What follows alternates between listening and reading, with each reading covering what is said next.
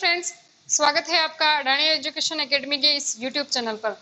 तो हम बायोलॉजी पढ़ रहे थे 12th क्लास की, और लास्ट क्लास में हमने बीजांड की संरचना और उसके प्रकारों का अध्ययन किया था। एक बार फिर से रिवाइज कर लेते हैं थोड़ा कि बीजांड की संरचना में हमने क्या क्या पढ़ा था। तो हमने देखा था कि जो बीजांड होता है वो कहाँ होता है, अंडाशय के अंदर स्थित होता है। और अंडाशय किसका पार्ट है, मादा जननांग का यानी झायांग का एक पार्ट होता है, जिसके अंदर क्या होता है, बीजांड होता है।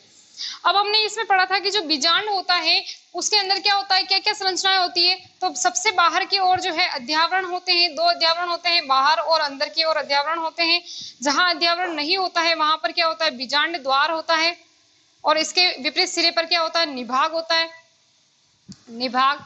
इस बीजांड जो है, बीजांड के अंदर क्या होता है, बीजांड काय होता है, जो किसका बना होता है, मृदुतकीय कोशिकाओं का बना होता है। और इसके अंदर क्या होता है, भ्रूण कोश होता है। भ्रूण कोश होता है। आज हमें मुख्यतः किसके बारे में पढ़ना है, इसी भ्रूण कोश के बारे में पढ़ना है, भ्रूण कोश के बारे में, कि भ्रूण कोश कैसी संरचना है और इसका निर्माण किस प्रकार से होता है, भ्रूण कोश का निर्माण किस प्रकार से होता है। तो चलिए स्टार्ट करते हैं अपनी आज की क्लास। तो सबसे पहले आज हम पढ़ने जा रहे हैं गुरु बीजाणु जनन, कि गुरु बीजाणु जनन की प्रक्रिया क्या है, या गुरु बीजाणु जनन को हम किस प्रकार से परिभाषित कर सकते हैं। तो देखिए, जो गुरु बीजाणु जनन है, गुरु बीजाणु जनन, गुरु बीजाणु जनन क्या है, गुरु बीजाणु जनन, इसको किस प्रकार से परिभाषित कर सकते हैं हम। तो देखिए, गुरु बीजाणु जनन को हम इस प्रकार से परिभाषित कर सकते हैं कि गुरु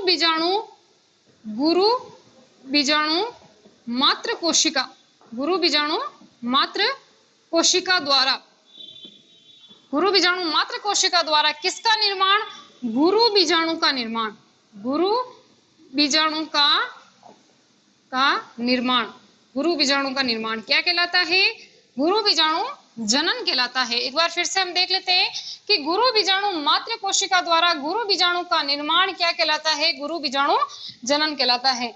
अब बात करते हैं कि गुरु बीजाणु मात्र कोशिका क्या है और गुरु बीजाणु क्या है।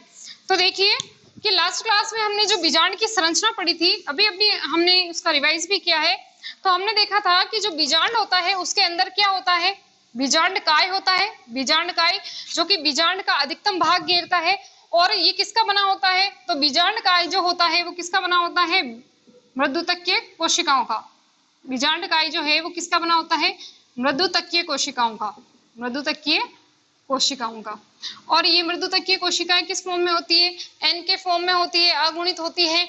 और हमने ये देखा जो बीजांड काय है वो बीजांड का अधिकतम भाग घेरे रहता है। अब देखिए कि जो बीजांड काय है उसकी अधस त्वचा जो होती है, बीजांड काय की जो अधस त्वचा होती है उसकी कोई भी एक कोशिका क्या करेगी, आकार में बड़ी हो जाएगी। क्या करेगी, कोई भी एक कोशिका जो है वो आकार में कैसे हो जाएगी, बड़ी हो जाएगी, आकार में बड़ी हो जाएगी। और इसका जो केंद्रक द्रव्य जो होगा, केंद्रक द्रव्य जो होगा वो कैसा हो जाएगा, सघन हो जाएगा। कैसा हो जाएगा, सघन हो जाएगा। हमने क्या बात की, बीजांड काय की अधस त्वचा की कोई भी एक कोशिका आकार में बड़ी हो जाती है, इसका केंद्रक द्रव्य सघन हो जाता है। और इसका केंद्रक कैसा होता है, तो इसका केंद्रक स्पष्ट प्रकार का होता है। और इसको हम क्या कहते हैं, इस कोशिका को हम कहते हैं प्रपस्सु कोशिका। क्या कहेंगे, प्रपस्सु कोशिका। क्या कहेंगे हम इसे, प्रपस्सु कोशिका। यानी कि बीजांड काय की कोई भी अधस त्वचा की कोई भी एक कोशिका प्रपस्सु आरंभक कोशिका का कार्य करती है। अब देखिए, ये जो प्रपस्सु कोशिका है, ये जो प्रपस्सु कोशिका है इसमें फिर से विभाजन होता है। प्रपस्सु कोशिका में क्या होगा, विभाजन होगा, जिससे दो कोशिका का निर्माण होगा। एक होती है प्राथमिक वित्तीय कोशिका। क्या होती है, प्राथमिक वित्तीय कोशिका। और दूसरी होती है बीजाणुजन कोशिका, प्राथमिक बीजाणुजन कोशिका। एक होती है प्राथमिक वित्तीय कोशिका और एक है प्राथमिक बीजाणुजन कोशिका। अब देखिए, जो प्राथमिक वित्तीय कोशिका है इसके विभाजन से या ये आगे जाकर किसका निर्माण करेगी, तो ये भित्ति का निर्माण करेगी। किसका निर्माण करेगी, भित्ति। किसकी भित्ति का निर्माण करेगी, भ्रूण कोश की भित्ति का निर्माण करेगी। और जो प्राथमिक बीजाणुजन कोशिका है ये आगे जाकर किस रूप में कार्य करती है, तो ये आगे जाकर गुरु बीजाणु मात्र कोशिका के रूप में कार्य करती है। गुरु बीजाणु मात्र कोशिका, गुरु बीजाणु मात्र कोशिका के रूप में ये कार्य करती है। प्राथमिक बीजाणु जन कोशिका क्या करेगी? गुरु बीजाणु मात्र कोशिका के रूप में कार्य करेगी। और प्राथमिक भित्तीय कोशिका क्या करेगी? भ्रूण कोश की भित्ति का निर्माण करेगी। अब देखिए जो गुरु बीजाणु मात्र कोशिका होती है उसमें क्या होता है? अर्धसूत्री विभाजन। क्या होगा? अर्धसूत्री विभाजन होगा, अर्धसूत्री विभाजन। इस अर्धसूत्री विभाजन से क्या होगा? गुरु बीजाणु मात्र कोशिका में अर्धसूत्री विभाजन के द्वारा क्या होता है? गुरु बीजाणुओं का निर्माण होता है। क्या होता है? गुरु बीजाणुओं का निर्माण होता है। अब देखिए जो गुरु बीजाणु होता है, गुरु बीजाणु का निर्माण होता है। अब ये जो गुरु बीजाणु है वो किस रूप में होंगे? ये चतुष्क के रूप में होते हैं। गुरु बीजाणु कैसे होते हैं? तो ये चतुष्क के रूप में होते हैं। 4 होंगे एक साथ, 4 जो है वो एक साथ जुड़े रहेंगे, जिसे हम क्या कहेंगे? चतुष्क कहेंगे। और किस फॉर्म में ये स्थित होते हैं, किस रूप में स्थित होते हैं? तो ये हम ये कहेंगे किस क्रम में ये स्थित होते हैं? तो ये रेखिक क्रम में स्थित होते हैं। कैसे होंगे? रेखिक क्रम में स्थित होंगे। जो गुरु बीजाणु है वो 4 होंगे, यानी ये कैसे होंगे? चतुष्क के रूप में होंगे। कितने होंगे? चतुष्क के रूप में 4 होंगे। और किस क्रम में होते हैं? रेखिक क्रम में होते हैं। एक के ऊपर एक स्थित होते हैं। हमने लघु बीजाणु जब पढ़ा था तब हमने उसके प्रकार के बारे में प्रकार पढ़े थे, तब हमने ये भी देखा था कि वो किस क्रम में व्यवस्थित होते हैं, जिसमें हमने एक रेखिक क्रम भी पढ़ा था।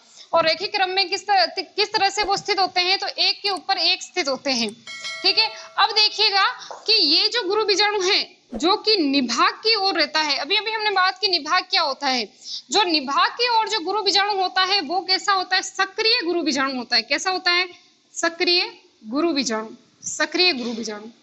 और ये गुरु बीजाणु क्या करता है? सक्रिय गुरु बीजाणु होता है। और ये क्या करता है? ये जो तीनों गुरु बीजाणु है, तीनों जो बचे हुए गुरु बीजाणु हैं, इनका क्या करता है? पोषण कर लेता है, यानी इनको नष्ट कर देता है। इनको पोषण करके इनको क्या कर देता है? नष्ट कर देता है। तो ये तीनों तो गुरु बीजाणु हो जाएंगे नष्ट, और बचेगा क्या? एक गुरु बीजाणु जो निभाग की ओर रहता है। और इस गुरु बीजाणु को क्या कहा जाता है? सक्रिय गुरु बीजाणु कहा जाता है। क्या कहा जाएगा? सक्रिय गुरु बीजाणु कहा जाएगा। यही सक्रिय गुरु बीजाणु किसका निर्माण करेगा? यही सक्रिय गुरु बीजाणु जो है वो भ्रूण कोश का निर्माण करेगा। किसका निर्माण करेगा? भ्रूण कोश का निर्माण करेगा। किसका निर्माण करेगा ये सक्रिय गुरु बीजाणु? भ्रूण कोश का निर्माण करेगा। और इसी भ्रूण कोश को क्या कहा जाता है? इसी भ्रूण कोश को कहा जाता है मादा युग्मकोद्भिद। क्या कहा जाता है? मादा युग्मकोद्भिद कहा जाता है। मादा युग्मकोद्भिद कहा जाता है। आगे बात समझ में कि सक्रिय गुरु बीजाणु जो होगा वो निभाग की ओर होगा। और ये क्या करेगा? ये तीनों गुरु बीजाणुओं को पोषण कर लेगा इनका, और इनको क्या करेगा? नष्ट कर देगा। तो तीनों गुरु बीजाणु नष्ट हो जाएंगे, सिर्फ एक गुरु बीजाणु बचेगा, जिसे हम क्या कहेंगे? सक्रिय गुरु बीजाणु कहेंगे। और इसी सक्रिय गुरु बीजाणु से क्या होता है? मादा युग्मकोद्भिद का निर्माण होता है। और इसी मादा युग्मकोद्भिद को क्या कहा जाता है? भ्रूण कोश कहा जाता है। चलिए नेक्स्ट हम बात करते हैं कि जो मादा युग्मकोद्भिद है या जिसे हम भ्रूण कोश कहते हैं, उसकी संरचना जो है वो किस प्रकार उसका निर्माण होता है। तो हमने बात की कि जो सक्रिय गुरु बीजाणु होता है वही आगे जाकर किसका निर्माण करता है? मादा युग्मकोद्भिद, या जिसे हम क्या कहते हैं? भ्रूण कोश कहते हैं। इसका अर्थ है कि हम सक्रिय गुरु बीजाणु को सक्रिय गुरु बीजाणु को हम क्या कह सकते हैं? सक्रिय गुरु बीजाणु को हम क्या कह सकते हैं? मादा युग्मकोद्भिद या भ्रूण कोश की प्रथम कोशिका कह सकते हैं। जो मादा युग्मकोद्भिद है, मादा युग्मकोद्भिद जो है, मादा युग्मकोद्भिद जिसे हम क्या कहते हैं? भ्रूण कोश कहते हैं। भ्रूण कोश, यानी कि हम ये कह सकते हैं कि जो मादा युग्मकोद्भिद है उसकी प्रथम कोशिका कौन हो जाएगी? सक्रिय गुरु बीजाणु, क्योंकि सक्रिय गुरु बीजाणु से ही किसका निर्माण होता है? मादा युग्मकोद्भिद का निर्माण होता है, और जिसे हम क्या कहते हैं? भ्रूण कोश कहते हैं। ठीक है। अब नेक्स्ट बात करते हैं कि जो सक्रिय गुरु बीजाणु है, जो सक्रिय गुरु बीजाणु है, सक्रिय गुरु बीजाणु की भी हमने बात की। जो सक्रिय गुरु बीजाणु है वो क्या हो जाएगा? अब आकार में कैसा हो जाएगा? बड़ा, यानी इसका आकार कैसा हो जाएगा? आकार इसका कैसा हो जाएगा? बड़ा हो जाएगा। अब अगर आकार बड़ा हो गया है तो इसके अंदर जो कोशिका द्रव्य होगा या केंद्रक द्रव्य, जो भी द्रव्य भरा होगा वो कैसा हो जाएगा? फैल जाएगा, जिससे इसमें क्या हो जाएगी? रिक्तिकाएं बन जाएगी। क्या हो जाएगी? रिक्तिकाएं बन जाएगी। अब ये रिक्तिकाएं क्या होगी? पास पास में आएगी, जिससे एक बड़ी सी रिक्तिका का निर्माण होगा। क्या होगा? एक बड़ी रिक्तिका का निर्माण होगा। और अब इसमें क्या परिवर्तन होंगे? तो देखिए, इस जो गुरु बीजाणु जो है इसका जो केंद्रक है, जो केंद्रक है उसमें क्या होगा, इस केंद्रक में 3 बार विभाजन होगा। क्या होगा, 3 बार विभाजन होगा, 3 बार विभाजन होगा। इस केंद्रक में 3 बार विभाजन होता है, जिससे क्या होता है, केंद्रक अदर जो 8 केंद्रक है उनका निर्माण होता है। देखिए इसमें किस प्रकार से 3 केंद्रक का 3 बार विभाजन होगा। तो देखिए कि जो ये केंद्रक होता है उसमें एक बार पहले विभाजन से क्या होता है, 2 केंद्रक का निर्माण होता है। एक विभाजन से क्या होगा, 2 केंद्रक का निर्माण होगा। और ये दोनों जो केंद्रक होंगे वो क्या हो जाएंगे, जो दोनों केंद्रक होंगे वो कहाँ चले जाएंगे, ध्रुवों पर चले जाएंगे। एक केंद्रक इस ध्रुव पर और एक केंद्रक दूसरे ध्रुव पर, यानी विपरीत ध्रुवों पर ये चले जाएंगे।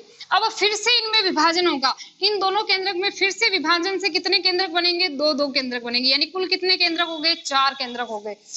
इन दोनों केंद्रकों में फिर से विभाजन से 2 केंद्रक और 2 ऊपर केंद्रक और 2 नीचे केंद्रक बनेंगे, जिससे कितने कुल केंद्रक हो जाएंगे, 4 केंद्रक बन जाएंगे।